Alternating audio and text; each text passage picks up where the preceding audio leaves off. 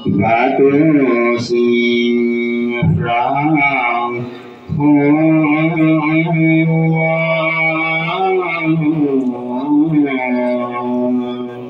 balai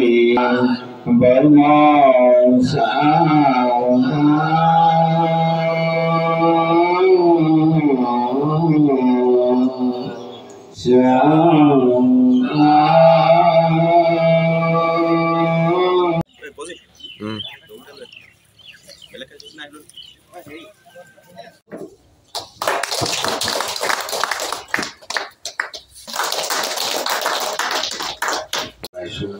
এই পবিত্ৰ দিনটো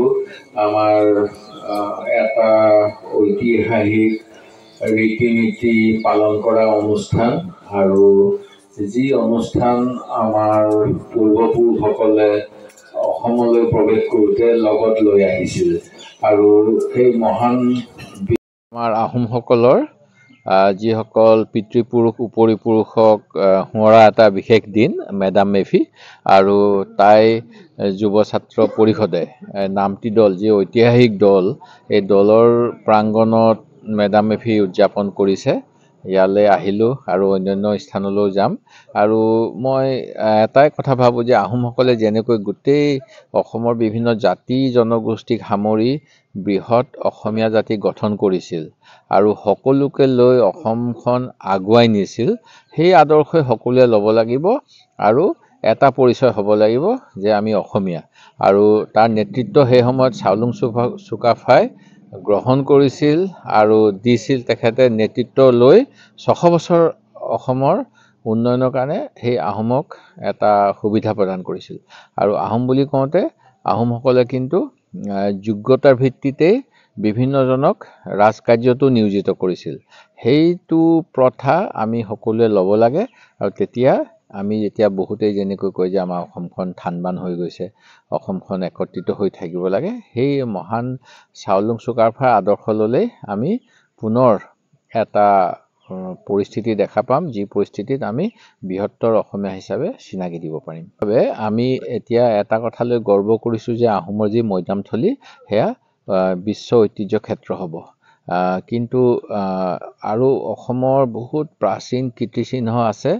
যিসমূহৰ প্ৰতি যদি অৱহেলা কৰোঁ নিজৰ ইতিহাস আৰু স্থানীয় পৰিচয়সমূহ বিলুপ্ত হ'ব কাৰণ আমাৰ প্ৰতিটো অঞ্চলৰে বিশেষত্ব আছিলে আৰু প্ৰতিটো অঞ্চলৰে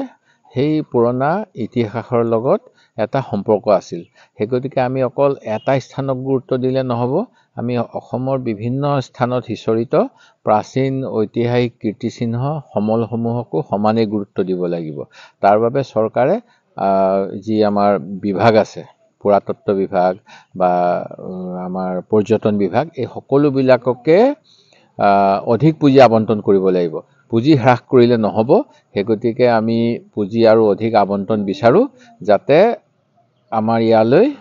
পৰ্যটনৰ বৃদ্ধি পায় আৰু কীৰ্তিচিহ্নসমূহ সংৰক্ষিত হৈ সেই অঞ্চলত বসবাস কৰা যিসকল এটা সময়ত ৰজাই ইয়াতে স্থাপনা কৰিছিল তেখেতসকলক সেই কীৰ্তি বা সেই ঐতিহ্য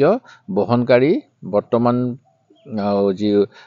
পুৰুষসকল উত্তৰ পুৰুষ তেওঁলোকে চিনাকি দিব পাৰে মই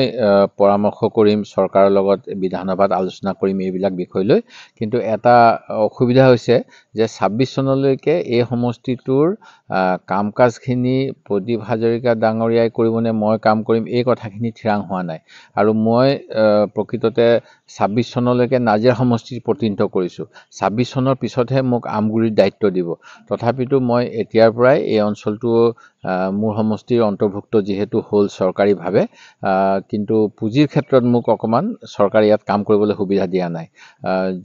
কিন্তু মই আশা কৰোঁ যে আমাৰ নাজিৰা সমষ্টি হিচাপে যিহেতু এই অঞ্চলটো নাজিৰা সমষ্টি বুলি ঘোষিত কৰিলে ইয়াত আৰু অধিক পুঁজি দিব কাৰণ পূৰ্বতে মোৰ হাতত আছিল 160টা ভোট কেন্দ্ৰ এতিয়া 228টা হ'ল সেই গতিকে যিখিনি অতিৰিক্ত ভোট কেন্দ্ৰৰ জনগণ আহিলে তেখেতসকলৰ যাতে উন্নয়নৰ পৰা বঞ্চিত নহয় চৰকাৰে আমাৰ এই নতুন সমষ্টিত আৰু অধিক পুঁজি দিয়া উচিত সেইটো আমি বিধানসভাত আলোচনা কৰিম